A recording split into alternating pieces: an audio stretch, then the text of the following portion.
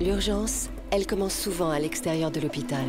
À partir de là, toute une chaîne de secours se met en place. Riyad, s'il te plaît, est-ce que tu peux venir à l'orientation?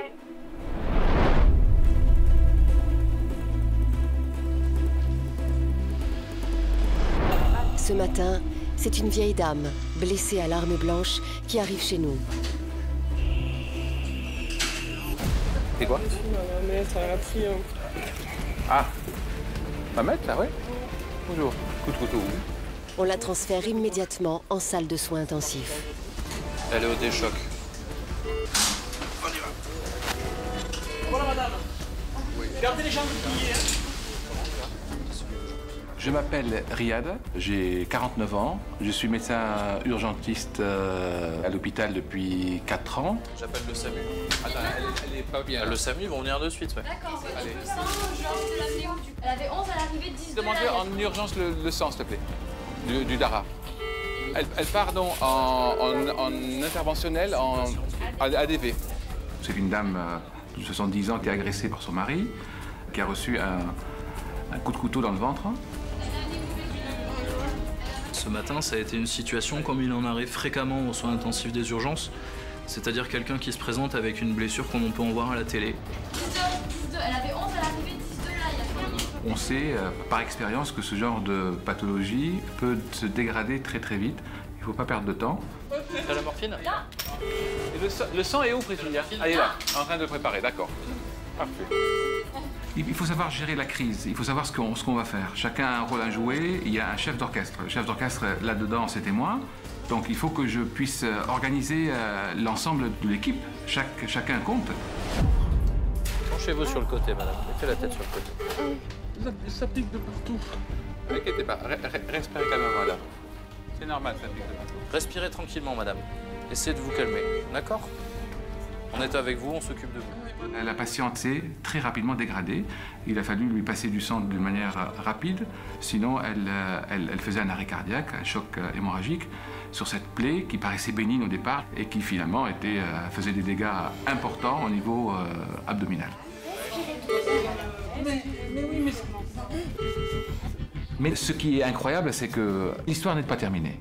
Parce que son mari, qui était l'auteur de l'agression, a retourné l'arme contre lui-même.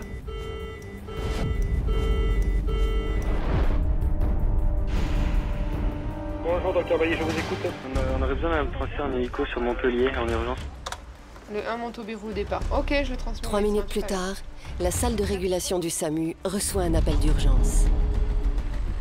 Un homme est gravement blessé. C'est le mari de la femme que nous tentons de sauver.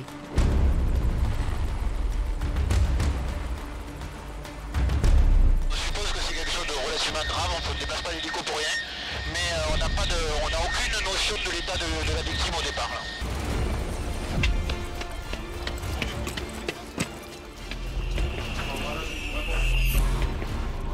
Bonjour. Je m'appelle Laurent, j'ai 44 ans. Je suis médecin anesthésiste réanimateur. Alors en fait, le contexte, il a poignardé sa femme, elle a été recherchée par la police. Au moment où la police est arrivée, ils sont arrivés derrière la porte, ils ont entendu des cris, ils venaient de se planter. Donc, moi quand j'arrive, il est stable, il commence à avoir soif, agité, menotté, etc. Ouais. Donc tu l'as intubé plus sur sur l'agitation. D'accord. Non, il n'y a pas de souci. Voilà. Plus sur l'agitation que sur un problème hémodynamique. Le monsieur se serait planté le couteau au moment où la police venait l'interpeller. Donc quand ils sont rentrés, ils l'ont retrouvé excessivement agité, ce qui l'a obligé à lui procéder à une anesthésie générale. Le couteau étant en place, il fallait qu'il bouge le moins possible pour limiter les risques de lésion. En fait, il ne faut pas traîner là. D'accord? Voilà. Je suis prêt à te le curariser dans 2 minutes. Hein. Allez, 8 mg de poussée. Quelle heure il est? Allez, du monde là. 3 d'un côté, 3 de l'autre. Tu garderas la tête et tu fais le pont. Voilà. Qui c'est qui fait le pont? Allez, je fais le pont. Envoyez, encore un peu. Stop. Donc, on répète, il arrive, on aide les pompiers à le passer, je le dépoile. Tiens, un pour la perf, s'il te plaît, merci. On va se mettre un drap pas loin pour pouvoir lui mettre dessus. Rends-moi le fil de ça. Hémodynamique est nickel. Hein. Il faut toujours garder dans l'idée que ce qui peut le sauver, c'est le chirurgien et qu'on ne l'a pas là. Hein. Donc plus vite il y sera, mieux ça sera. Hein. On va bouger là parce que là on perd du temps. Là. Allez, on y va. On y va là. Fais dégager, ouais. Quand on a une arme blanche plantée au niveau abdominal, le temps compte. C'est une bombe à retardement.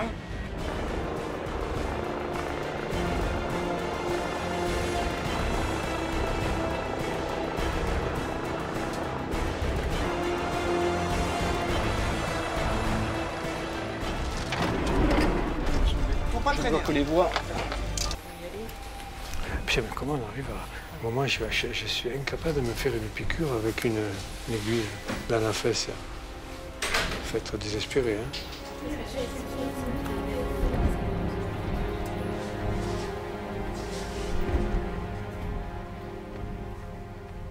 Il devait avoir vraiment envie de mourir parce que pour arriver à planter un couteau à pain de 20 cm à l'abdomen, il faut vraiment taper fort et avoir envie de mourir. Non, il n'y a pas de truc.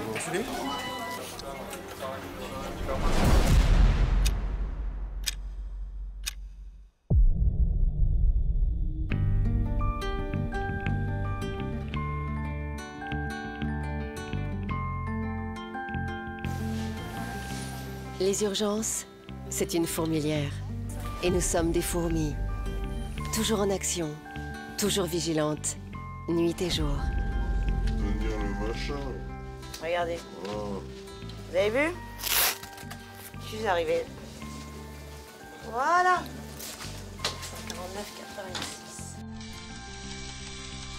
Est-ce que le demi-litre de vodka là, que vous avez bu, est-ce que vous vous rappelez à quelle heure vous l'avez bu ou pas? Enfin, vous l'avez pas bu d'un coup, vous avez bu... Non, peut-être le 32 ml, je l'ai commencé sur toute la soirée. Et c'est quoi les lésions que vous avez sur votre nez? C'est quoi là, ça?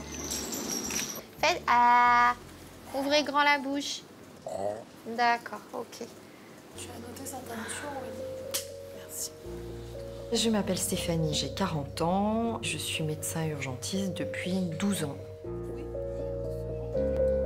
Je suis assez casanière, j'aime bien être dans mes murs, j'aime bien...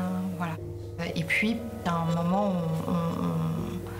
au niveau du service, on m'a dit « Bah oui, mais non, ma grande, il va falloir que tu ailles un peu partout. » Je me suis retrouvée à aller en SAMU. Et le par contre, je vous en avais pas. Ça vous dit rien. Ok. D'accord, ok.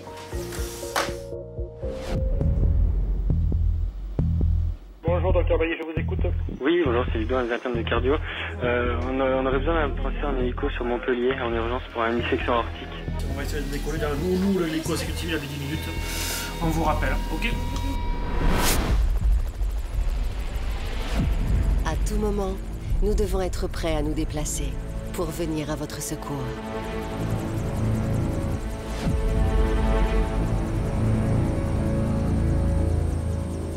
Nous partons chercher un patient à 7 qui fait a priori une dissection aortique et on va le ramener en réanimation pour qu'il soit pris en charge par les chirurgiens thoraciques.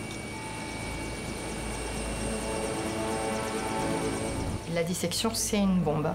Si l'aorte finit de se déchirer, c'est un patient qui peut faire un état de choc, qui peut faire un arrêt.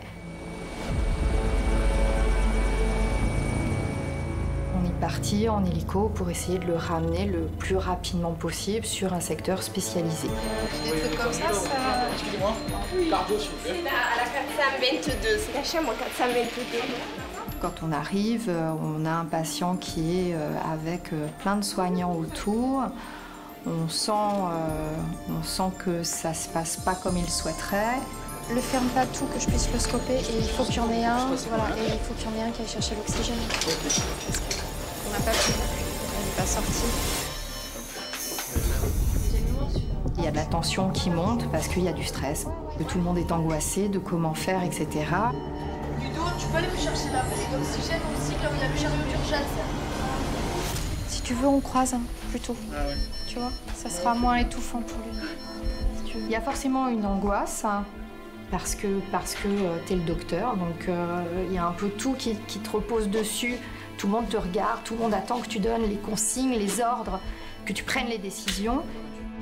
Plutôt de ce côté-là, s'il te plaît, parce que tu as la seringue d'obus de l'autre côté. Et donc même si tu es pété de trouille parce que la situation elle est complexe, parce que ça part pas bien, parce que etc. Il faut être très presque mathématique quoi. Il faut vraiment voilà, toc. On va aller faire un petit tour en hélico, monsieur. C'est bon, c'est bon, c'est bon. Ok, c'est bon. Allez, gardez bien la tête baissée, monsieur, hein. C'est bon pour moi. Je te passe l'oxygène. Ouais. Juste le tube. C'est pas très confortable les transports en hélico. C'est pour les personnes âgées, ça peut leur donner mal au cœur. La plupart ils n'ont jamais pris l'hélico, etc. En plus nous on est assis mais eux sont allongés, donc ils voient rien, ils peuvent pas fixer l'horizon.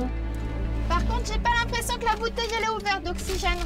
Tu fais ce qu'il faut pour que la personne elle soit au mieux dans une condition qui est pas terrible. Vous aviez déjà pris l'hélicoptère? Jamais? Ah, vous n'avez pas pu profiter du paysage. Vous aurez l'occasion de le prendre dans d'autres conditions comme ça, d'accord? Il y a des situations où je me dis que si c'était mon père, ma mère, quelqu'un que j'aime, j'aimerais que les personnes qui s'en occupent prennent en considération le côté humain. Je transporte une personne avec des gens qui s'inquiètent autour d'elle, avec des familles qui ont besoin d'être assurées. Et ben, mon job à moi, c'est d'être gentille et bienveillante. Attends, je fais ça. C'est bon, tu peux y aller. Allez, monsieur, on y est presque. On est bon? Allez, hop, on y va. Tu me laisses pas? Non, compte sur toi. Tu me laisses pas? T'as pas le droit de faire ça. Non. Il a été très courageux, ça s'est bien passé. Allez, tout le monde est là. C'est votre mari? D'accord. Donc on le ramène directement vers la réanimation spécialisée. D'accord. Et a priori, très rapidement au bloc opératoire avec les chirurgiens thoraciques. D'accord. On rassure les gens. Peut-être qu'on se rassure aussi soi-même un petit peu. On se dit, allez, ça y est, on y est presque, on y arrive.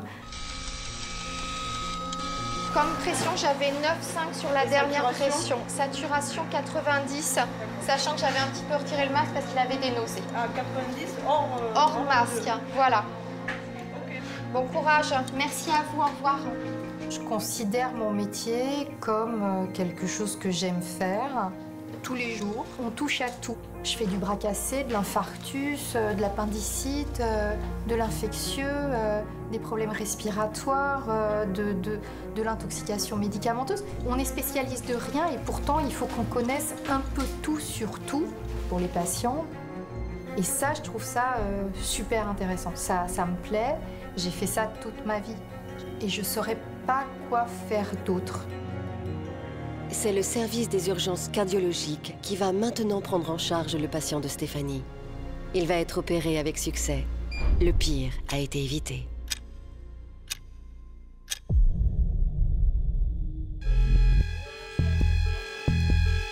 En réanimation, notre équipe essaye toujours de sauver l'homme qui a tenté de se suicider après avoir poignardé sa femme. Il est stable, il a un peu de tape. Que je mets. Ok, merci. Par contre, et là ce qui est emmerdant, c'est que c'est l'un de nous qui va l'endormir là, qui va aller au bloc. On est tous impressionnés par la taille de la lame et la grosseur du couteau. On vous dit, ouais. Le cas particulier comme ça où il y a eu un geste, une agression d'une personne sur une autre et que l'autre personne regrette se suicide après, non, franchement, j'ai pas grand souvenir d'en avoir eu souvent. Hein. On évite de ressentir les choses de façon subjective.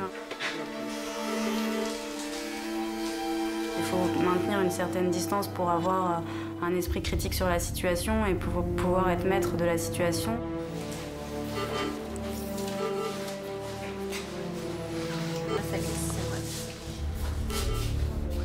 Pour savoir ça, on a des moyens immédiats. À la salle d'urgence, d'échographie. On fait une échographie, on fait une radio du thorax pour voir le couteau où il est passé.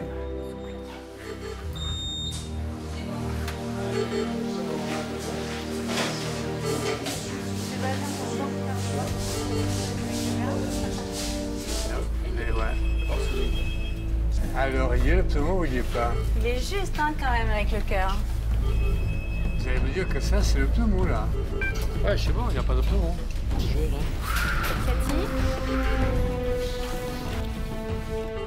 Ce monsieur, il a eu de la chance dans son malheur, parce que la lame, elle n'a rien touché de vital, quoi. Elle a évité le cœur, elle s'est arrêtée à 7 mm de l'aorte.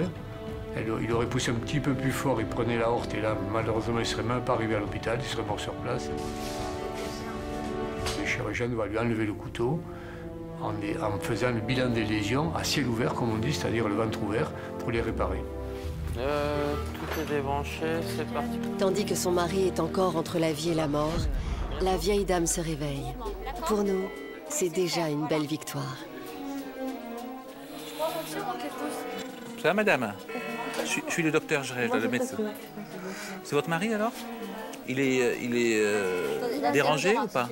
Non, mais il a un caractère assez fort. Mais quand même prendre un couteau? Oui, parce que là, il était... Il faudrait que je vous explique toute une demi, en fait. On reprend petit à petit, ne vous inquiétez pas. Est-ce que vous avez mal au niveau du visage? Non? Ici, là? Non, on va enlever ça juste le temps de retirer cette perfection. Il y a tellement les coups, là. Le cou, là. Il m'a serré le cou, là.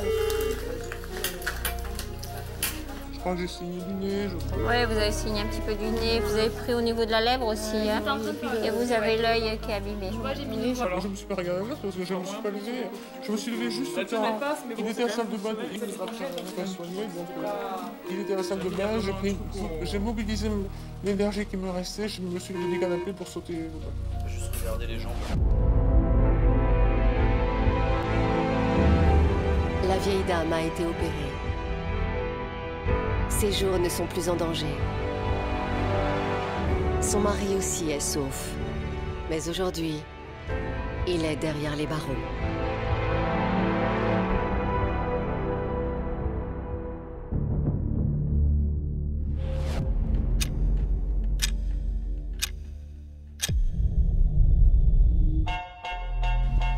Aux urgences de Montpellier, nous n'accueillons pas seulement les adultes.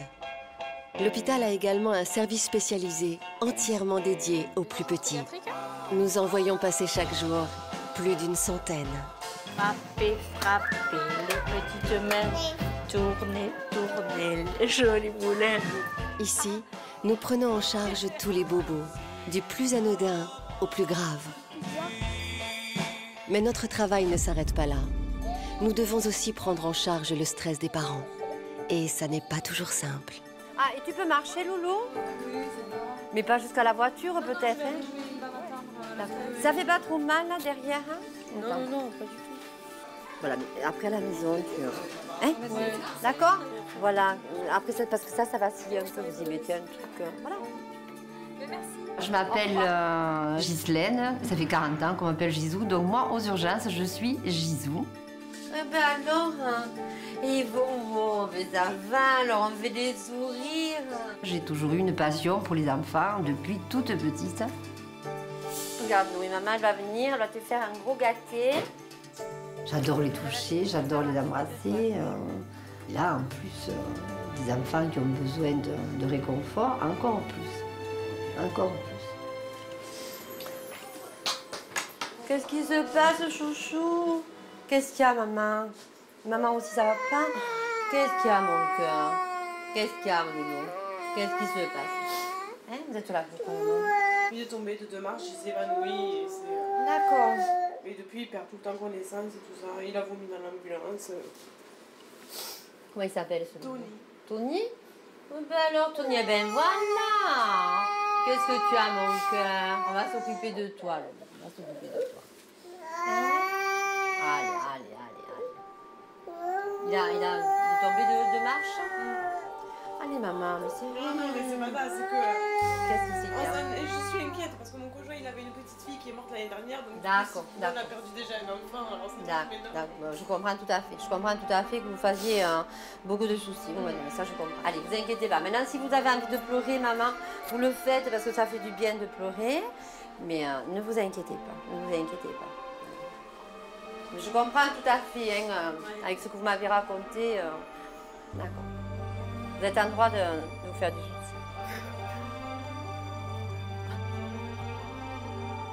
Quand on connaît l'histoire un petit peu, on comprend cette maman. Ça a réveillé de nouveau, ça a remis en surface ce drame. Donc elle était complètement affolée, vraiment elle était inconsolable. Il est déjà venu à l'hôpital? Non, pas ici. D'accord. Vous avez la carte vitale? Pas avec moi, il arrive... D'accord. On va allonger un petit peu. Allez, ça y est, c'est rien. C'est rien, c'est rien. Non, c'est rien, monsieur, regardez, tout va bien.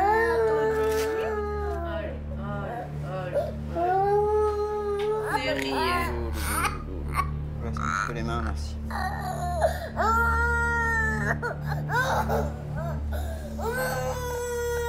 Là, sa tonicité, elle est bonne. C'est vrai qu'il est pâle. Je pense qu'il a mal. On va lui donner un petit quelque chose pour la douleur, déjà dans un premier temps. Que ça va nourrir et tout ça, c'est normal.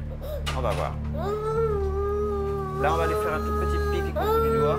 C'est pour vérifier en test rapide le taux d'hémoglobine. Vérifier qu'on n'ait pas d'éléments qui soient en faveur d'un saignement, déjà. Soigner les enfants, ça demande du tact, de la patience.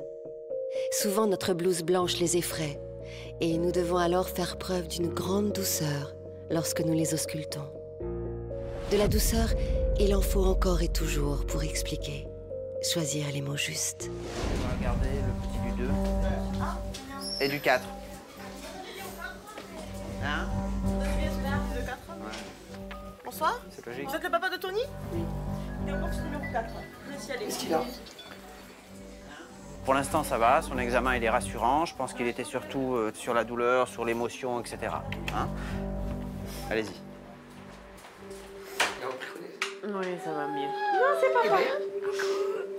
Ça va mieux, ouais. Tu veux venir, papa? Doucement, hein. On a fait la casquette,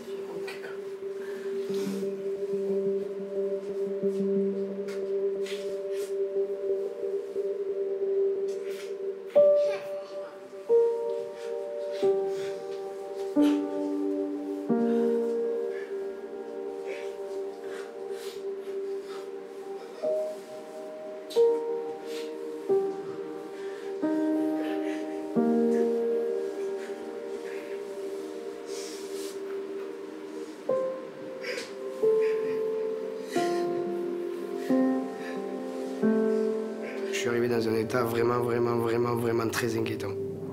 Très inquiété en tant que papa, normal, quoi.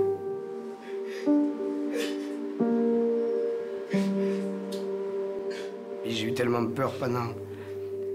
Tellement de questions qui sont passées par ma tête, en fait, que j'ai eu peur de tout. J'ai eu peur du pire, j'ai eu peur vraiment du pire, quoi. Pour l'instant, on ne lui fait rien de plus. Si ce n'est qu'il va avoir droit, on va lui mettre un petit cathéter. Hein. Pourquoi? Parce que je vais le garder en surveillance cette nuit. Hein, sur l'importance du choc, sur la perte de connaissance, il faut qu'on soit sûr que tout se passe bien. C'est le plus important, pour qu'il se sente un petit peu mieux. On lui laissera une petite perfusion pour le resucrer doucement. Et je le garderai dans les lits de surveillance, là, juste à côté. La gestion des parents, elle est parfois compliquée par le niveau de stress qui les prend, qui les obsède parfois. Un parent stressé aura un enfant stressé pendant un examen.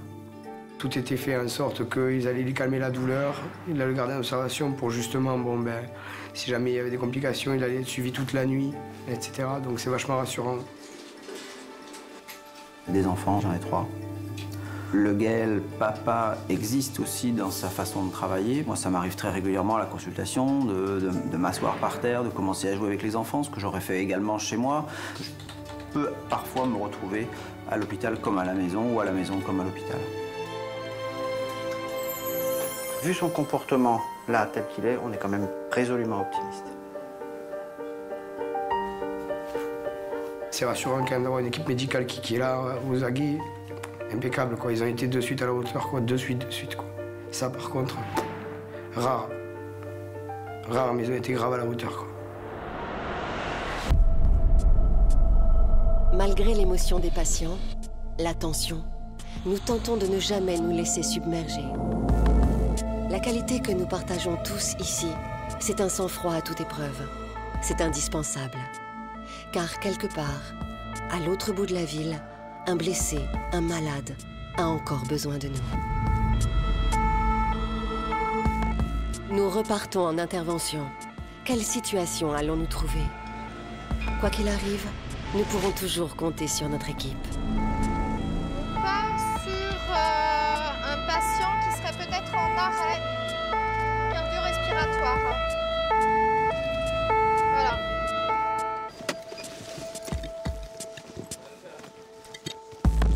C'est une cage d'escalier. Première. Ah non, c'est pas une cage d'escalier, c'est celle locale poubelle. Formidable. Ah, c'est là. Oh, ah.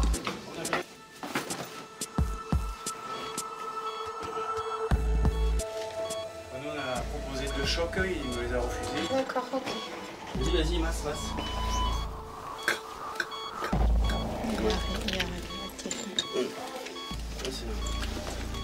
C'est bien.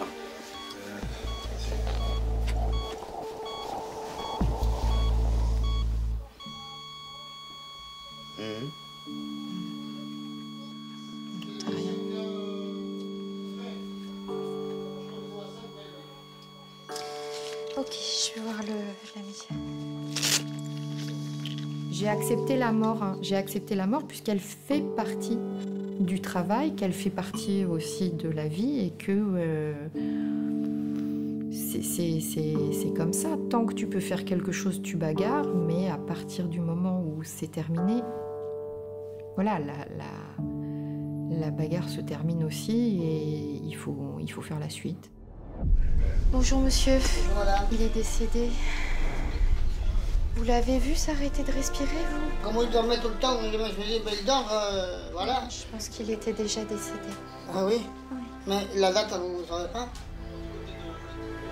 Parce que moi, ce matin, je l'ai laissé, après je suis revenu. Ouais. Et je l'ai bougé, je lui ai dit, bon, allez, réveille-toi et tout. Et il est de la famille, ce monsieur. Oui, là, mais c'est ça que j'essaye de... Il y a son fils que... Et vous avez l'habitude de rentrer chez lui comme ça? Vous avez les clés? Non, j'ai pas les clés, mais hier soir on était ensemble. Alors tout à l'heure j'ai tout parti, je l'ai laissé. Et après je suis revenu et je le vois encore comme ça. Je vois qu'il y a une chambre juste à côté. Il y a un lit à côté, un grand lit. J'aime pas laisser les gens comme ça. L'émotion, elle est là et elle te prend à la gorge et voilà, et t'as les yeux qui mouillent et je trouve pas que c'est de la faiblesse et je trouve pas que c'est nul et je trouve pas que voilà, je peux pas tout ravaler.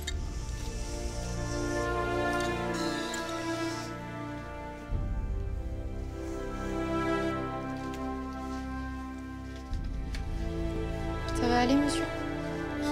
C'est-à-dire? Non, mais vous tracassez pas avec ça, d'accord? Il y a la police qui va venir, elle va regarder son portable, c'est elle qui appellera ses enfants, ce sera quand même beaucoup plus simple pour vous, d'accord? C'est quand même mieux si c'est la police qui le fait, d'accord? C'est pas très agréable à faire. Vous voulez pas appeler quelqu'un? Non. Non? Bon. Il y a les pompiers qui vont rester ici jusqu'à ce que la police arrive. Oui, allez-y, monsieur. Je voudrais que son fils appelle son fils, mais comment ça va son numéro? Vous tracassez pas avec ça. Parce que son fils, il sait pas. Vous embêtez pas, d'accord? Le certif, il est là. Je le pose là, d'accord? Allez, bon courage. À bientôt. Au revoir, monsieur. Au revoir. Au revoir, merci. Au revoir, monsieur. Bon courage. Bon courage. Salut. Bon courage.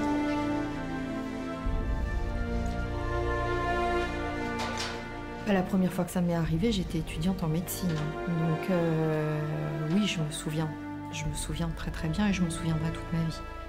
On n'a aucune préparation. Il y a dans notre formation, voilà, c'est un trou, on te jette dedans et puis tu t'en débrouilles. C'est un peu... De toute façon, ça fait partie du boulot. Donc, il faudra bien apprendre à vivre avec et à continuer de travailler malgré ça. Parfois, malgré notre rapidité, notre professionnalisme et notre volonté, nous devons accepter que la mort soit la plus forte.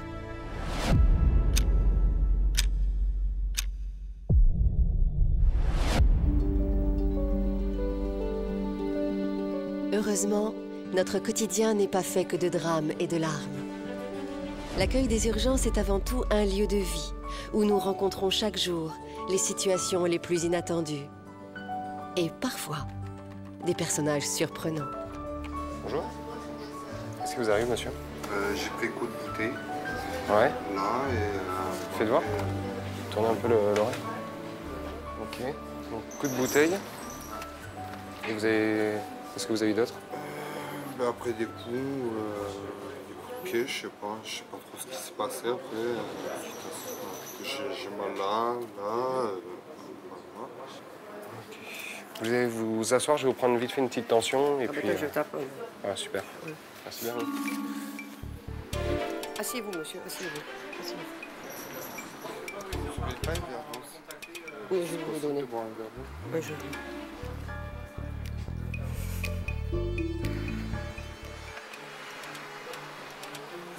Voilà, monsieur, on va vous installer dans un box, le médecin va vous voir. On ne va pas vous donner à boire pour l'instant parce que vous avez quand même pris un coup de bouteille, d'accord? Donc on ne sait pas encore les examens qu'on va vous faire.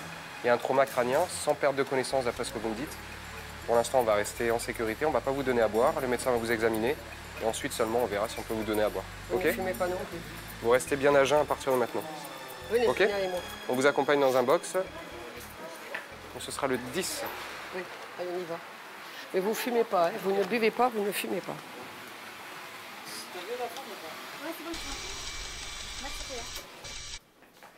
Voilà, voilà, le médecin va venir vous voir.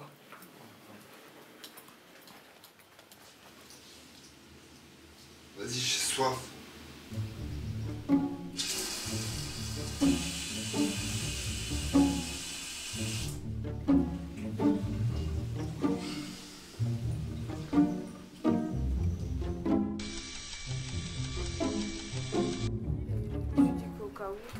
Merci en tout cas pour ça. C'est le plus important. Je t'ai laissé le... Il en reste pas beaucoup. Et ça, là, mais... C'est ma collègue, monsieur, qui va s'occuper de vous. Elle va pas tarder. Faut attendre un petit peu quand même parce que le médecin est occupé. Dès qu'il est disponible, il vient vous voir, ok? Ce qui est important pour vous, là, à l'heure actuelle, c'est quand même que vous ne partez pas avant que le médecin vous ait vu. Parce que vous avez quand même pris un coup de bouteille sur le visage. D'accord? Il est au box 10, il est où? Box 10, ouais. Bah allez. Allez, bon courage, monsieur.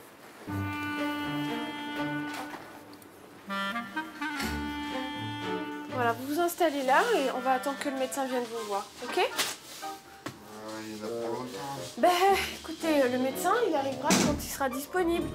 Ben oui, ben c'est comme ça, monsieur. Le temps, c'est de l'argent.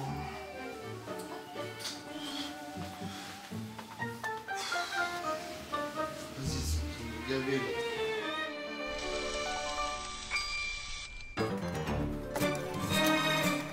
Qu'est-ce qui se passe, monsieur? Vous supportez pas d'être tout seul là-bas? Qu'est-ce qui se passe, monsieur? Vous supportez pas d'être tout seul là-bas au fond? Allez Ça va quand même, parce que je vais vous venir vous nettoyer les plaies. Regardez, j'ai pris ce qu'il faut, là. J'allais venir vous voir. Allez, j'attends Hein, tout vous ça. Et alors, qu'est-ce qu'on attend? On attend l'ortho, La nuit a alors. été dure. C'est la première fois que tu faisais ça?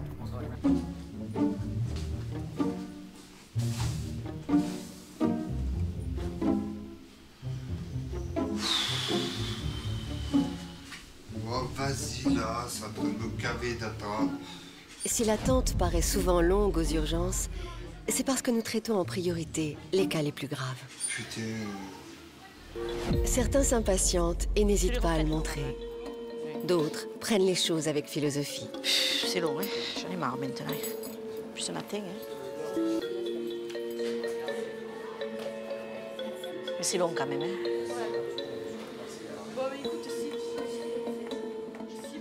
Ce qu'il y a qu'aux urgences, ils te disent rien. Ok, d'accord. Mais ils viennent pas voir là. Ça s'est passé à quelle heure? À 11h? Ouais. Bonjour. Le scalp, bonjour. Qu'est-ce qui s'est passé alors? En fait, j'étais sur le tracteur. Ah oui, c'est vous qui avez le tracteur avec une grande plaie, paraît-il. Voilà, il y a eu un dévers et en fait, c'est en sautant, j'ai pris une barre. Ah ouais, le tracteur, vous n'avez pas tombé dessus? Non, du tout. D'accord, c'est bon. Là, ça vaut. Voilà, j'ai mal à la tête. Parce que ça On va faire les points de suture, probablement qu'on mettra tout à l'heure sur le ventre, parce que je pense que c'est derrière le truc, non? C'est là. Vous n'avez pas perdu connaissance? Si, un peu. Mais... Sur le moment, quoi? Bah oui, sur le moment, j'étais... Sonné, quoi? Voilà, j'ai vu juste mon père qui était à côté avec le portable, qui me secouait. Je le regardais, je dis, mais qu'est-ce qui t'arrive? Ouais, mais t'as pas vu, parce que ça va tellement vite. Et j'ai fait ça. D'accord. Et j'ai dit, mais je suis plein de sang. On va vous faire les points de suture, on vous gardera jusqu'à 6h, 6h30 ce soir. On fera un scanner cérébral pour être sûr qu'il n'y a rien. D'accord. Et si c'est bon, vous rentrez chez vous. Okay. C'est mon fils, oui. Mon fils. Ça, c'est mon fils. Il est tombé d'un tracteur. Il aurait pu se tuer. Heureusement qu'il s'est juste cogné, qu'il a sauté du tracteur ce matin. Ça va chauffer, hein? Ça va pas piquer, ça va seulement chauffer. D'accord? Ça fait mal? Ouais. Oui? Ouais, ben oui, bon, on le recoue là. Il le couse. Seulement à 6 heures, il faut qu'il passe un scanner parce que les hématomes, ils sortent 6 heures après. Mais les urgences, c'est long, hein? Pouh! Ouh! Mon Dieu! Bon, allez, Marie, je te rappellerai ce soir, hein? Bisous. Ouais, ciao, ciao. Bisous. Bisous. C'était comme ça, tes parents. Ta mère, écoute, elle s'est tellement mal maquillée. Écoute, elle a une couche de fond de teint que tu la remarques à 3 km quand elle... Et alors elle me dit, je peux pas conduire. Je tremble tellement que je peux pas conduire. Et elle va te faire un famille pour le repas du midi que tu manges pas. Elle me dit à ton père d'avance, tu lui exiges qu'il mange le midi. Elle, Valérie, c'est pareil, tu lui exiges qu'il mange le midi. Tu as fait peur à papa, tu sais.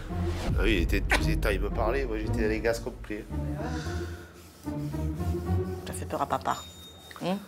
Là, il disait, j'ai tué mon fils. Comme je dis, tu m'as pas tué. Dis-lui qu'il prenne parce qu'il va péter un câble. Tu es fatigué, mon fils. Non. Je veux que tu manges. Oui. Je t'avertis.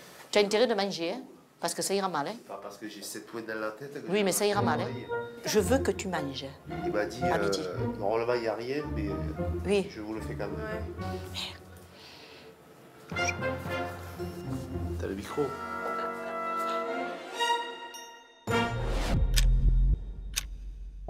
Alors, comment ça se fait que vous supportez pas d'être tout seul? Hein? J'ai toujours été comme ça. Oui? Ouais. Où est-ce que vous vivez? Pour l'instant, chez un pote. Vous vivez seul? Chez un pote. Chez un pote? Je comprends. D'accord. C'est comment votre prénom? C'est Élise, moi. Élise? Ouais. Allez, on va juste désinfecter.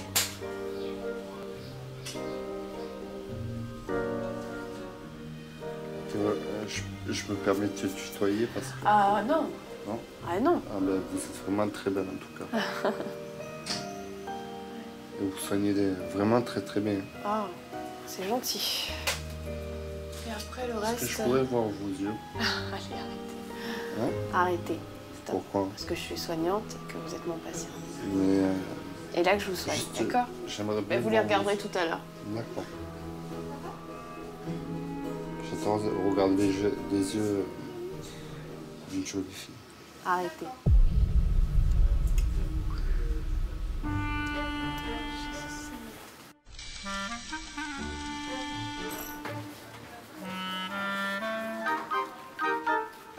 T'es où, Martine? T'es en bas?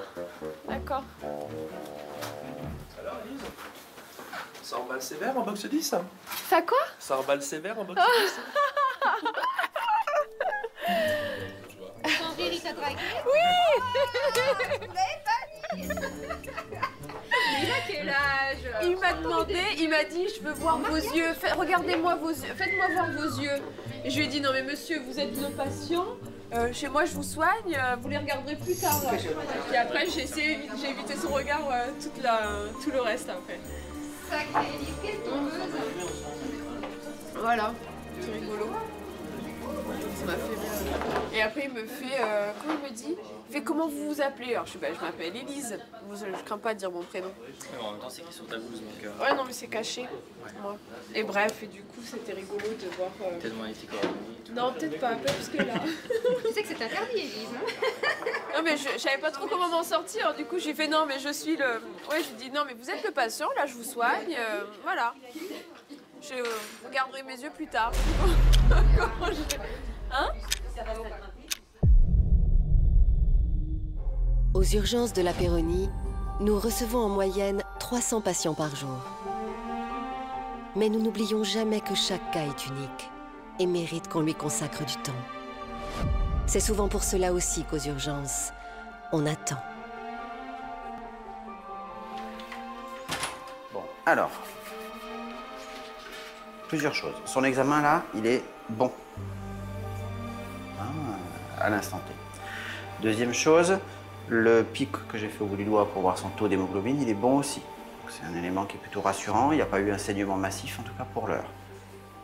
Troisième chose, il est effectivement très pâle, donc je pense qu'il est ce qu'on appelle très vagal. Hein, ça, sur la douleur, sur l'émotion, ça lui a fait très peur sans doute. Il sent aussi que vous êtes inquiet, donc tout ça c'est logique. Hein. Allez, soufflez, hein, réconfortez-le. Il a besoin de vous aussi comme ça.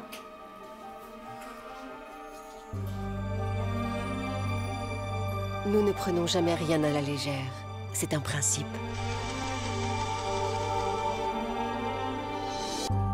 Par précaution, nous gardons souvent les jeunes enfants en observation après un choc à la tête. Tu vas voir Tony, tu vas aller dans une jolie chambre. Allez-y maman, regardez tout au bout. Ils vont le mettre en chambre. Bonsoir maman. Ça va mieux maman? Hein? Oui, ça va mieux? Bon, là il va être surveillé et tout, et puis voilà. Vous allez vous rapprocher parce qu'on va lui mettre les petites électrodes pour le surveiller. Oui, non mais là c'est rien du tout ce qu'on fait papa, il y a absolument rien d'agressif. Là, c'est pour que la puéricultrice, elle puisse après bien le surveiller. Où il y a un PC de surveillance à côté, donc... Venez. Alors... Tony est chez nous pour être surveillé médicalement. Et les parents sont chez nous aussi pour gérer un stress et dire, voilà, on surveille tout. Pour nager. Oh. Mais moi, je vais avoir un petit sourire peut-être. Peut-être, mais je crois. Est-ce que tu vas faire le sourire à Gisou, toi? Moi, je crois que Tony va faire un petit sourire. Je pense qu'aussi Tony était mieux parce que maman était plus rassurée. Gisou, elle s'est trompée. On va faire ça.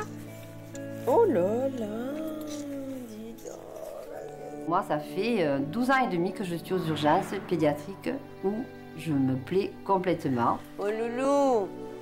Tu vas passer ouais. Il me reste 2 années à faire et je les ferai, je veux les terminer aux urgences parce que c'est vraiment un service qui me plaît beaucoup et qui m'apporte beaucoup. Et sur le plan personnel et sur professionnel. Il fait des petites risettes de temps en temps. Ah, tout à l'heure, il était complètement un chamallow derrière sa tête. Si je prends ma retraite dans 2 ans, je me remets aussi un petit peu en question, me dire mais qu'est-ce que je pouvais pouvoir faire après? C'est sûr que ça va me manquer. Moi, les enfants vont me manquer. L'hôpital, c'est un peu notre deuxième maison. Et moi, je le perçois comme ça. On m'a demandé parlez-moi des Gisou. Et alors?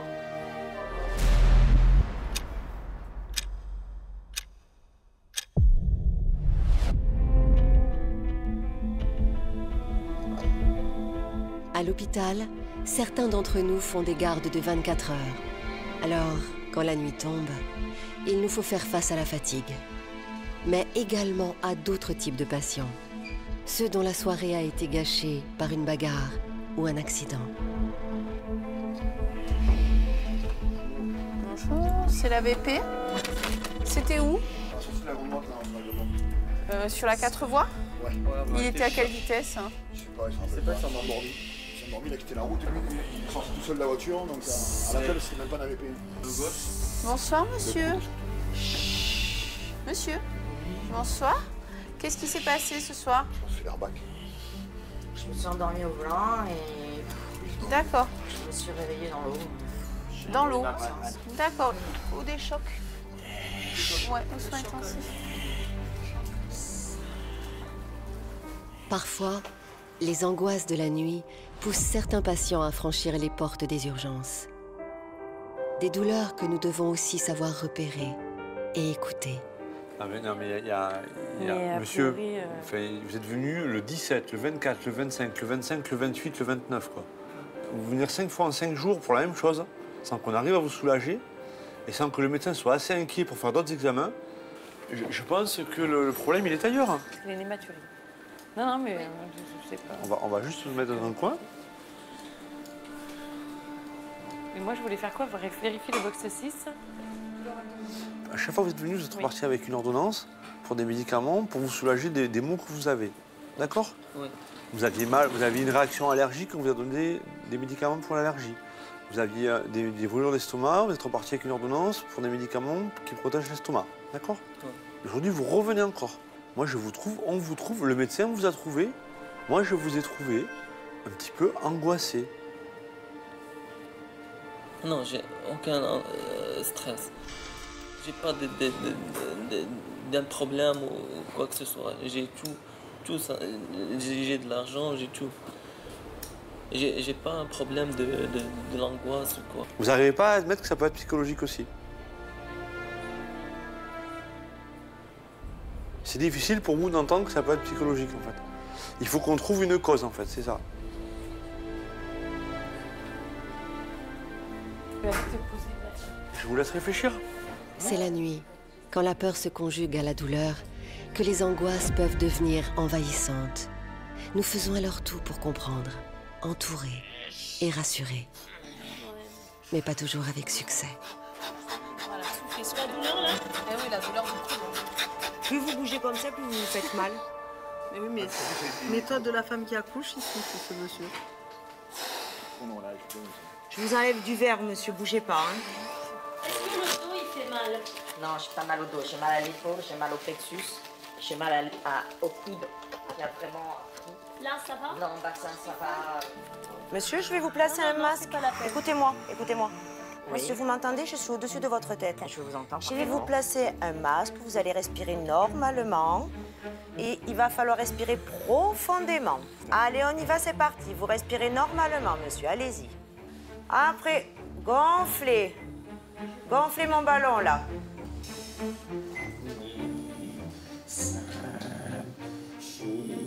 Monsieur. Monsieur. Qu'est-ce que vous dites, là? Respirez au lieu de dire des choses, là. Allô? Monsieur. Monsieur. Reprenez-vous, là. Respirez normalement. Normalement.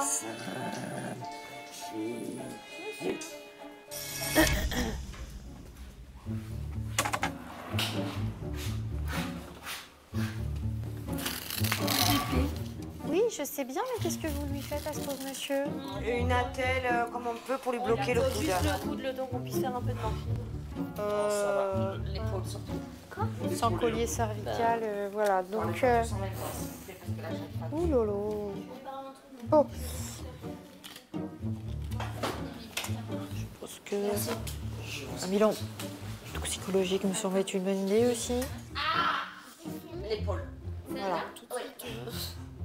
Voilà. Tu prendras des tubes de toutes les couleurs? Voilà. Avec un deuxième verre. Attendez, n'appuyez pas sur mon bras parce que là, c'est l'épaule qui joue.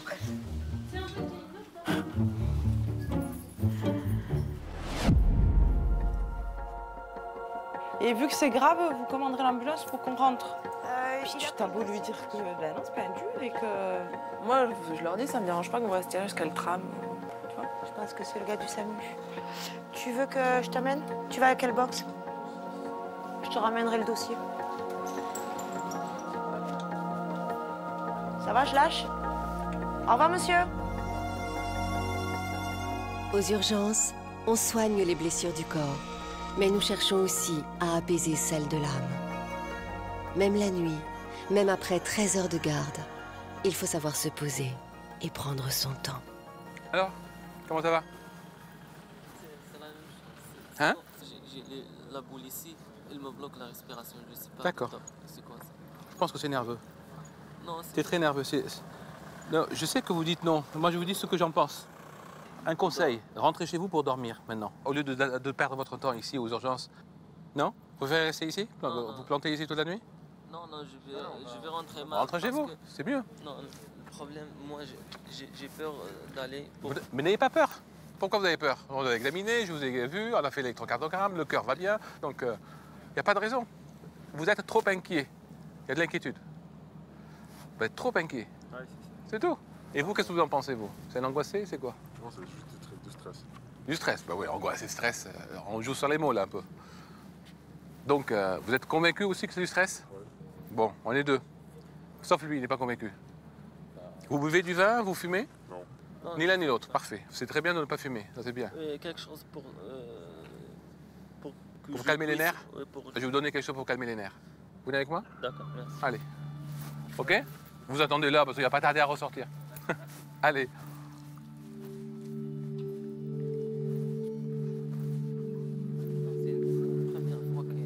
Que ça vous fait comme ça? Mais vous êtes extrêmement stressé, vous êtes tendu, vous n'en pouvez plus, quoi.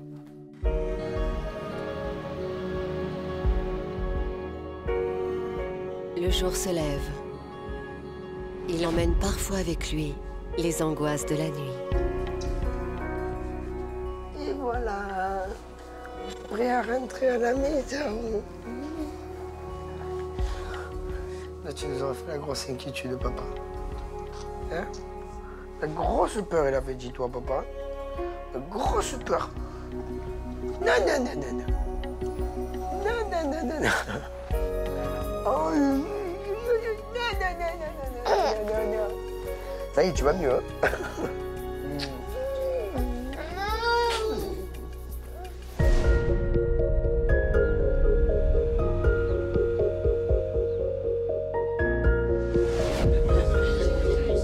Notre garde se termine et cette aventure aussi.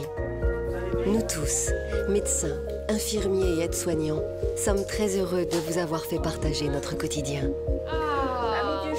Et aujourd'hui, vous nous connaissez un peu mieux. Peut-être votre regard a-t-il changé sur les urgences et sur ce métier que nous aimons plus que tout. Je pense que c'est un métier que tu fais... Tu tombes pas là par hasard, c'est pas possible.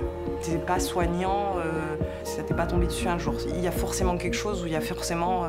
il faut aimer donner et voilà, il faut aimer donner. Des fois, je me pose des questions. J'ai une vie de couple, j'ai un petit garçon, je suis pas là. Quasiment 24 heures un jour sur deux. Au jour d'aujourd'hui, j'ai 40 ans. Est-ce que ça, cette vie-là, ce rythme-là, ce stress-là, dans 10 ans, dans 15 ans, dans 20 ans, est-ce que je serai capable? Je sais pas.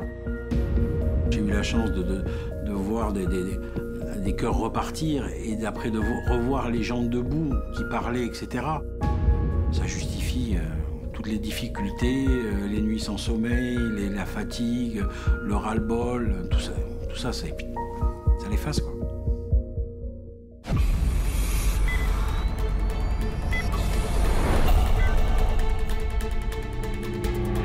Un scanner cérébral pour être sûr qu'il n'y a rien. Et si c'est bon, vous rentrez chez vous.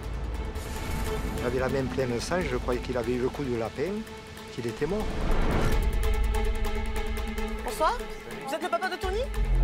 Il est au box numéro 4. Je me suis imaginé le pire. Ouais, les urgences, bonjour. On a un pompier de 37 ans qui est tombé d'une falaise. Je suis parti bien droit, les yeux figé au sol, à voir le sol arriver. Ça m'a paru long, puis ça m'a surtout paru irréel. Ma mère a culpabilisé. Et pourquoi j'ai fermé la clé? Il n'y aurait pas eu tout ça. Pour elle, elle m'avait enfermé et c'était à cause d'elle si j'avais sauté par la fenêtre. Elle est là, la maman? Mélissa, ouvre les yeux, s'il te plaît. J'ai vu sa vie défiler. J'ai eu très peur. Au moment où le SAMU est arrivé, je l'avais dans mes bras et elle a perdu connaissance dans mes bras. C'est un moment qu'il faut que personne ait. C'est impressionnant. Elle a perdu vie, quoi. Elle a perdu vie. Je suis inquiète parce que mon conjoint, il avait une petite fille qui est morte l'année dernière. D'accord. On a perdu déjà un enfant. Pour moi, en fait, de chanter, ça me rapproche d'elle. Pour moi, d'écrire, ça me rapproche d'elle. Pour moi, c'est important, quoi. Pour moi, c'est d'être dans cette pièce-là, déjà, ça se voit, quoi, je veux dire.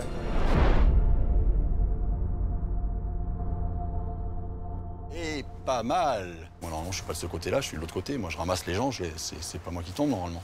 Normalement.